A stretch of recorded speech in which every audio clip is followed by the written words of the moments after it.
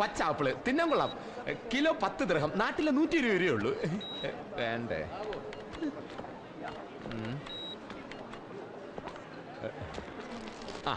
6 ദിർഹം 50 fils. നാട്ടിൽ 75 രൂപയേ ഉള്ളൂ.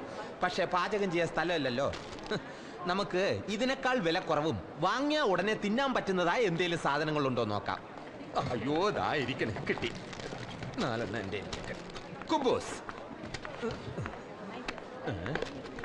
ഇത് തൈര്. രണ്ടും കൂടെ 2 ദിർഹം. നാട്ടിലെ 24 രൂപയേ ഉള്ളൂ. ഇതെങ്കിലും ഓക്കേ. നാളെ മുതൽ റംസാൻ നോമ്പ് തുടങ്ങിയാണ്. പിന്നെ പകല് പബ്ലിക്കായിട്ട് ഭക്ഷണം കഴിക്കാൻ പാടില്ല. അങ്ങനെ ഒരു സൗകര്യമുണ്ട്. ഇവിടെ കൊതുക് അധികം ഇല്ലാത്തത് കൊണ്ട് പാർക്കിൽ നല്ല സുഖമായിട്ട് കിടക്കാല്ലേ? കിടക്കാം. പക്ഷെ ഈ വാങ്ങിയ ഭക്ഷണം വേസ്റ്റ് ആവില്ലേ? അതെന്ത്? അവിടെ കിടക്കുമ്പോൾ പോലീസുകാരെടുത്തോണ്ട് പോകും. പിന്നെയുള്ള ഭക്ഷണത്തിന്റെ കാര്യം അവരല്ലേ നോക്കുന്നത്. ഒന്ന് പിടിച്ചേ.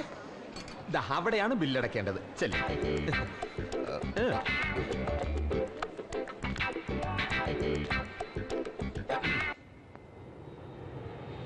ദുബായിൽ വരുമ്പം ഞാൻ ഇവിടെയാണ് താമസിക്കുന്നത്.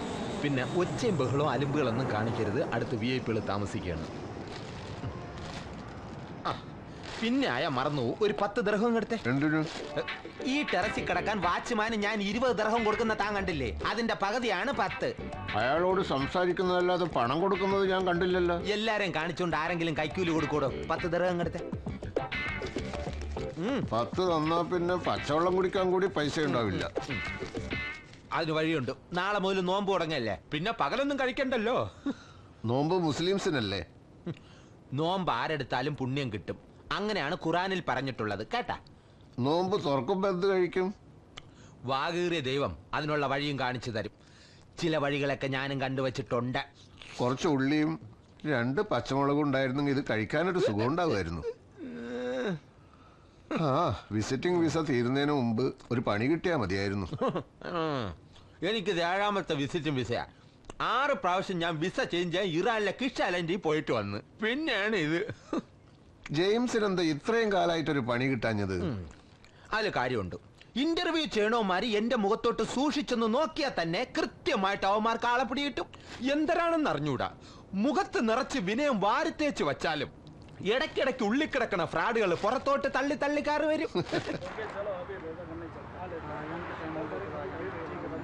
അതെ, നോമ്പ് തുറക്കുന്ന സമയമാകുമ്പോ ബാങ്ക് വിളിക്കും. അപ്പൊ തന്നെ നിരത്തി വെച്ചിരിക്കുന്ന ഭക്ഷണം കണ്ടല്ലോ, അതൊക്കെ ഫ്രീയാ, നമുക്കും കഴിക്കാം. അയ്യോ, അതൊക്കെ മോശമല്ലേ? മോശമാണ്. എന്നാ സാറൊരു കാര്യം ചെയ്യും, വല്ല സ്റ്റാർ ഹോട്ടലെങ്ങാനും പോയി കഴിക്കും. കയ്യിലഞ്ച് പൈസയില്ല, വെറുതെ പട്ടിണി ഇടന്ന് ചാകണ്ടെങ്കിൽ വന്ന് കഴിക്കുക. അതെ, ഭക്ഷണത്തിന് അങ്ങനെ ജാതി മതമൊന്നുമില്ല. പിന്നെ ആർക്കെങ്കിലും എന്തെങ്കിലും സംശയം തോന്നിയാൽ ഇതെടുത്ത് ഇങ്ങനെ വച്ചാ മതി. അയ്യോ, എൻ്റെ അതില്ല. കർച്ചീഫ് ഉണ്ടോ? ഉണ്ട്. എന്നാ അതെടുത്ത് തലയിലിട്ടിട്ടോ. ബാങ്ക് വിളി കേട്ടാൽ ഉടൻ തന്നെ അറ്റാക്ക് തുടങ്ങിക്കൊള്ളണം. ഇത്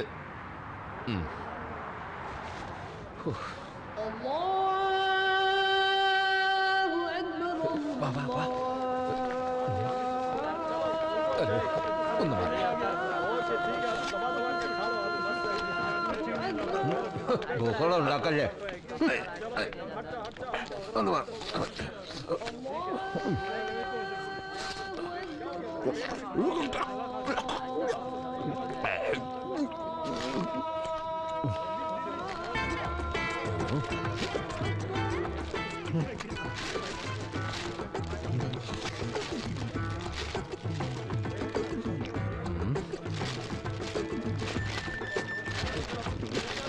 ഒരു കൈയോടെ ദൈവം തന്നിരുന്നെങ്കിൽ.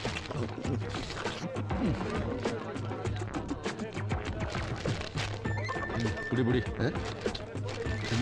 ഭാര്യ. അയ്യോ, അത് ഒന്ന് പെട്ടെന്ന് വാരി ഇടാൻ.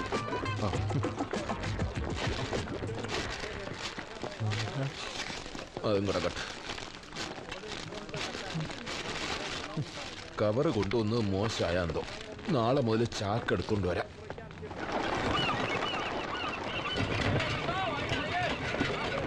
അതെ, ഈ അബ്ബാസ് എന്ന് പറയുന്ന ആള് നാട്ടുകാരനാണോ? അതെ, അടുത്ത സുഹൃത്തുമാണ്. ഓഹോ.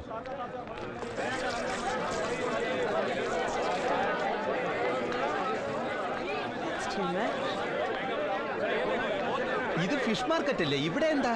ഇവിടെ അന്വേഷിച്ച ആളെ പറ്റി അറിയാന്നാ പറഞ്ഞത്. വല്ല ഫിഷ് കമ്പനിയുടെ ഓണറോ മറ്റാണോ? ആയിക്കൂടെന്നില്ല. ആരെയും ബുദ്ധിമുട്ടിക്കണമെന്ന് വിചാരിച്ചതല്ല. പക്ഷെ ഈ അവസ്ഥയില് അല്ല, ബുദ്ധിമുട്ടില്ലെങ്കിൽ എന്റെ കാര്യം കൂടെ ഒന്ന് പറഞ്ഞു നോക്കട്ടെ.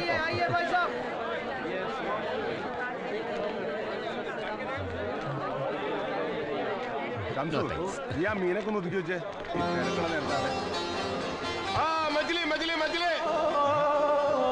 മുകുന്ദ, നീ എന്താ ഇവിടെ? പാർട്ടിയുടെ വല്ല പരിപാടിയിട്ട് വന്നാണോ? വാ പറയാം.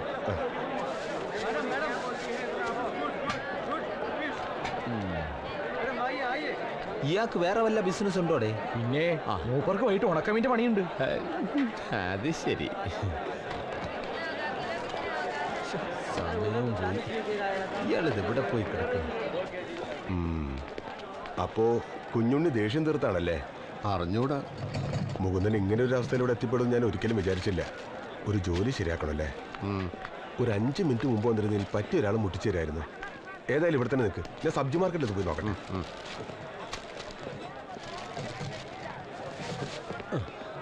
ചങ്ങാതിയുടെ സ്ഥിതി നേരിട്ട് കണ്ടല്ലോ, ഇനി പൊയ്ക്കൂടെ? അയാൾ ഇങ്ങോട്ടൊന്ന് വന്നോട്ടെ. ജെയിംസിന് ധൃതി ഉണ്ടെങ്കിൽ പോയിക്കോ. എനിക്ക് ധൃതിയൊന്നുമില്ല. ഇന്നിനിപ്പോ കാര്യമായിട്ടുള്ള ഇന്റർവ്യൂ ഒന്നും ഇല്ലല്ലോ.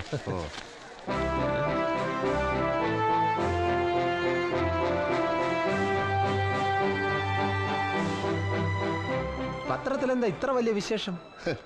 ഇത് കരുണൻ എന്റെ സുഹൃത്താണ്. വരുന്ന തെരഞ്ഞെടുപ്പിന് നിയമസഭയിലേക്ക് മത്സരിക്കുകയാണ്. അത് ശരി. നാട്ടിൽ ഇത്രയും വലിയ ബന്ധങ്ങളുള്ള ആളാ ഇവിടെ വന്ന് കുബൂസും തൈര് അടിച്ചോണ്ട് നടക്കണം. കഷ്ടം.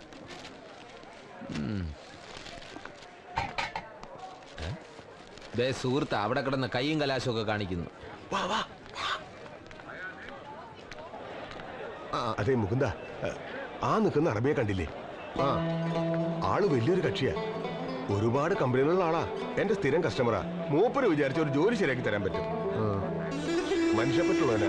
നിവൃത്തി ഉണ്ടെങ്കിൽ ചെയ്യും. ചെല്ല്, മൂപ്പരോട് ഞാൻ പറഞ്ഞിട്ടുണ്ട്. അബ്ബാസിന്റെ ഫ്രണ്ടാന്ന് പറഞ്ഞാൽ മതി. ഞാൻ കടയിലേക്ക് ചെല്ലട്ടെ, അവിടെ ആളില്ല. തിരക്കൊഴിഞ്ഞിട്ട് നമുക്ക് വൈകിട്ടോ മറ്റേ കാണാം. എന്നാ ശരി.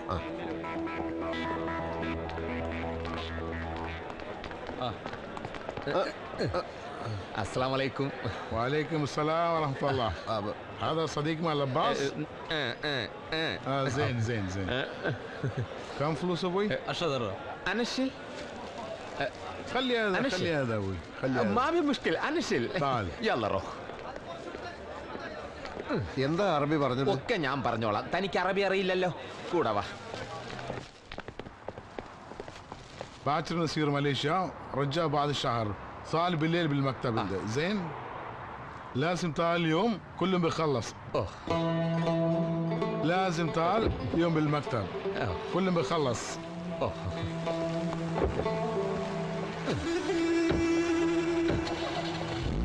مع السلامة. شكرا.